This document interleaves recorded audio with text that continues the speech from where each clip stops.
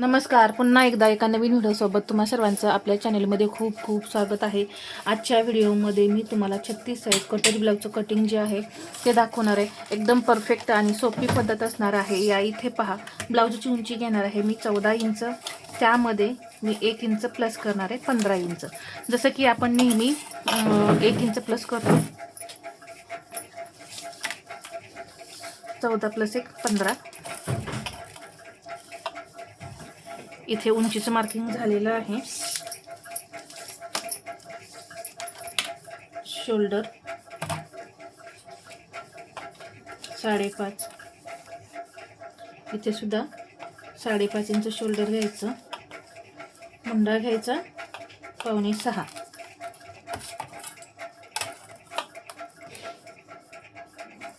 एक लाईन ओढली. परत इथे एक अशी आडवी लाईन ओढायची. आता या लाईनवरती आपल्याला चेस्टचं मार्किंग करून घ्यायचं आहे. छातीचा चौथा भाग 9 इंच आणि इथे हे 1.5 इंच मार्जिन. कंबर इथे 30, त्याचा चौथा भाग 7.5. त्यामध्ये आपण 1 इंच टक्ससाठी प्लस करणार आहे 8.5. तर इथून मी 8.5 इंच घेतलेलं आहे आणि पुढे हे 1.5 इंच मार्जिन.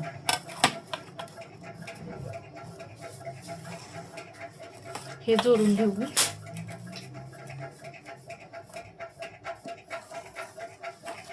आता आपल्याला मुंड्याला आकार द्यायला शिकायचंय. तर इथून मी घेणार आहे 1.25 इंच. हा जो कोपरा आहे इथून 1.25 इंच घ्यायचं.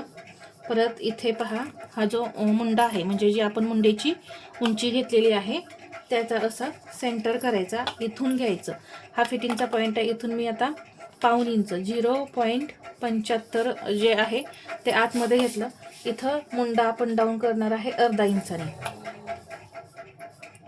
हे घेतलेलं आहे 1.25. हे मध्य. आता इथून सरळ 1.25 इंच खाली यायचं. आता जर तुम्हाला जमत नसेल अंदाजे तर तुम्ही काय करा, टेपने सुद्धा मोजून घेऊ शकता.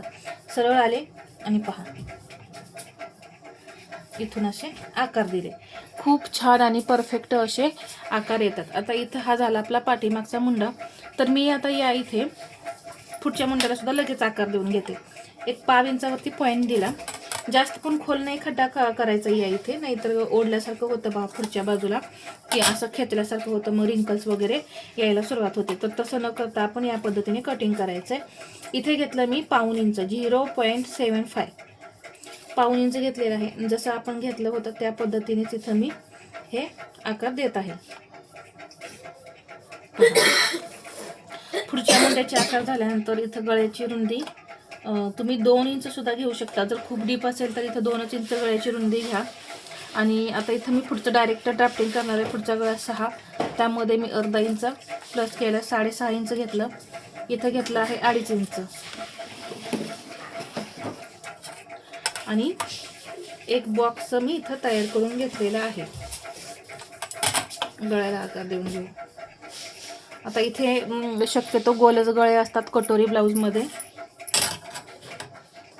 इथं शोल्डर उतरून नये यासाठी या पद्धतीने डाऊन करायचं. डाऊन केल्यानंतर आपण आता या इथे क्रॉसपट्टी घेणार आहे 2.5 इंच.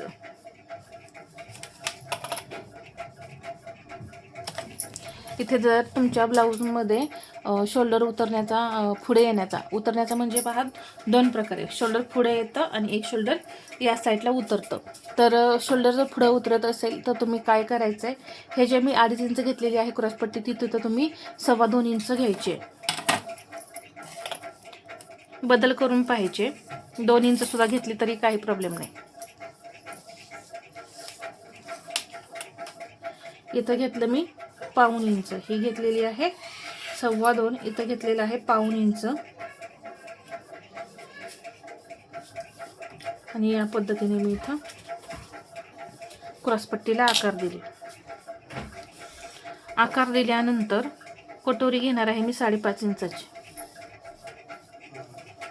इथे सुद्धा घेतलं मी 5.5 इंच आणि पहा, हा गळ्याचा पूर्ण बॉक्स आहे ना, इथून 1 इंच मी वरती घेतला.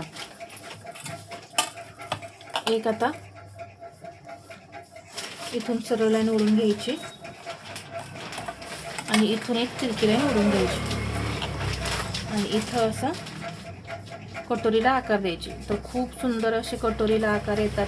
पूर्ण डायग्राम आपला तयार झालेला आहे. आता इथं मी अर्धा इंच वाढवणार आहे क्रॉसपट्टी. तुम्ही सुद्धा या पद्धतीने वाढवून घ्या, म्हणजे तुम्हाला नंतर ब्लाऊजवरती ही जी क्रॉसपट्टी आहे ती वाढवावी लागणार नाही. तर आता ही जी मूळ कटोरी आहे ती आपल्याला वाढवायची. तर त्याआधी पूर्ण डायग्राम समजून घ्या. आपण उंची घेतलेली आहे 14 + 1 15. शोल्डर घेतलेला आहे 5.5. मुंडा इथं 5.25 इंच घेतलेला आहे. छातीचा चौथा भाग 9 प्लस हे 1.5 इंच मार्जिन. कमरेचं मेजरमेंट मी इथे लिहिलेलंच आहे. परत इथे 1.25 इंच पाठीमागचा पुढचा मुंडा आहे. 1.25 इंच इथे आकार देण्यासाठी सुद्धा 1.25 इंच घेतलाय. डाऊन आपण अर्धा इंच गेलेलो आहे. इथे पुढचा गळा आहे आपला 6, त्यामध्ये मी अर्धा इंच प्लस केलेला आहे. 6.5 इंच आपला गळा आहे. मूळ कटोरी आपली आहे 5.5 इंच. इथे आपण हे 1 इंच वरती पॉईंट घेतलाय. तर अशा पद्धतीने हे सर्व पॉईंट आपले आहेत. तर प्रत्येक तुम्ही कटोरी ब्लाऊजचा डायग्राम पाहत जा, त्यामध्ये मी वेगवेगळी मापं तुम्हाला सांगितलेली असतात. आता ही मूळ कटोरी वाढवून घेऊया. आता इथे ही जी कटोरी आहे, साईड पार्ट आपला ज्या ठिकाणी जोडला जातो इथे आपण अर्धा इंच वाढवतो. आता हे उंचीचं मार्किंग पहा. इथे या साईडला हो काय पट्टी जी असते इथे फक्त 1.5 इंच वाढवायचं. इथे मात्र जास्त वाढवायचं नाही, नाहीतर गळा आपला हा पसरट होऊन जाईल. तर इथं आपला हा गळा जो आहे तो पसरट नाही झाला पाहिजे कटोरीचा. कारण पहा इथूनच आपला हा गळा पसरला की असा खूप मोठा असा होतो, मग शोल्डर परत गळाचा पुढं खूपच असा आल्यासारखा होतो. तर ते होऊ नये यासाठी आपल्याला इथं ही काळजी घ्यायची. फक्त 1.5 इंच वाढवायचं आहे. आता कटोरी कितीने वाढवायची? 36 साईजची, तर 1.5 इंचाने वाढवायची. तर इकडे मी 1.5 इंच घेतलं. इकडे सुद्धा 1.5 इंच घेतलेलं आहे. आणि हे जे वाढवलेलं आहे याचा मी असा सेंटर केला. सेंटर पासून खाली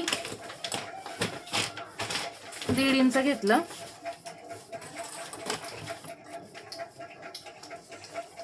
आणि हे असं जोडून घ्यायचं.